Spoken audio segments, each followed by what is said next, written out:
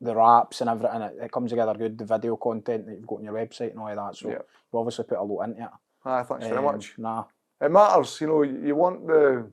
See, we're a public orientated business. So in the insurance reinstatement industry, the public think that you always contact your insurer and they'll help you from there on in.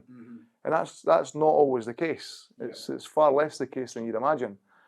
In reality, various insurers don't have a network, and so or a panel, and so they will bounce that straight back to the policyholder, as is their model to do so, and state that the policyholder must obtain 2 or 3 estimates, bona fide reinstatement estimates, but nonetheless they've got to go ahead and do that themselves, and they don't always know who to call. And the influx of calls we get on a daily basis because of that model, back then and to this date, is incredible. Because from an insurer's point of view, having a network of contractors is expensive. It's one of the few costs of their business. So it's not always viable for them to do it.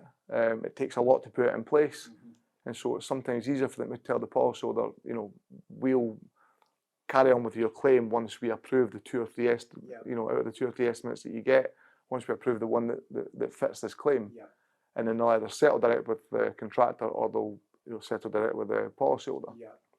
Quite interesting. So it's really, are you guys ever like the first call then? If somebody might say, I've had an issue, and they would maybe call you, and then would you say, right, this is what you need to do, and then you then direct them to contact their insurance company? Or sometimes, is there a bit of that as well? Yeah. Because it is interesting, because you just always, you can't pay your insurance and you hope you'll never need to use it, but when that moment comes up, homeowners probably worry a wee bit, where do I go, what do I do?